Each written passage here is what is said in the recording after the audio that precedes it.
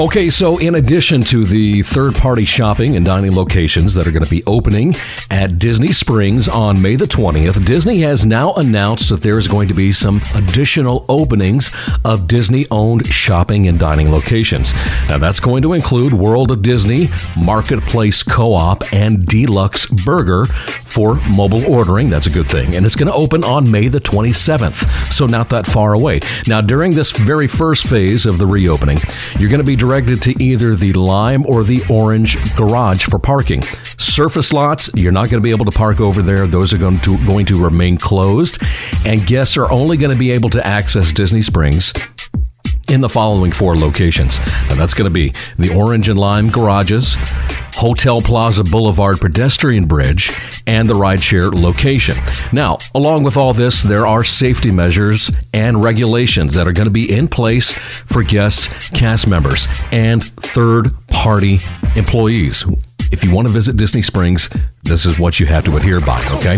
There's going to be limited parking and reduced entrances, temperature screenings prior to entry, face coverings required for everyone, physical distancing practices, including physical distanced queues and physical barriers, temporary operation modifications, including reduced hours at select locations, and no scheduled entertainment offerings or high-touch interactive areas as well. Also, an increased focus on disinfecting and sanitizing, including the addition of hand washing stations and hand sanitizers in those key areas. And probably a good thing that Disney has stocked up, because they ran out kind of quickly before everything was shut down at Walt Disney World. Now, when it comes to the temperature screening for guests during this initial phase of the reopening, what you're going to experience is a no-touch temperature screening in the following locations. That's the exits located on the second floor of both the Orange and Lime parking garages and the Marketplace entrance located near the pedestrian bridge and rideshare drop-off location. Guests who have a temperature of 100.4 or higher, you're going to be directed to another location and you're going to go through a rescreening. Now, if you have a temperature that is above 100.4, along with the party members, you're not going to be allowed to enter Disney Springs. Cast members and employees will be asked to complete a health screening and temperature check at home before coming to work, so that's very important as well.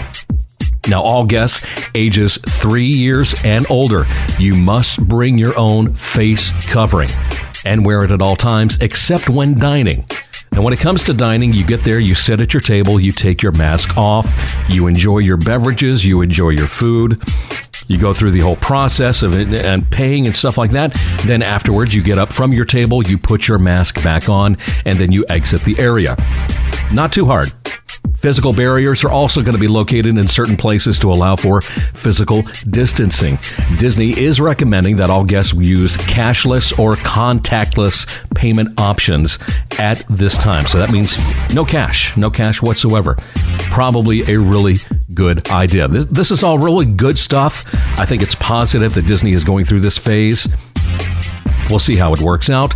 The key here is for guests to follow the regulations and the rules that Disney is putting in place. So if you're showing up and you've got your mask on, you go through all your screenings, temperature checks, and everything else, and then you get past it, don't be that person that just takes their mask off to walk around Disney Springs, because somebody is going to see you, cast member, security, or someone is going to ask you to put your mask back on.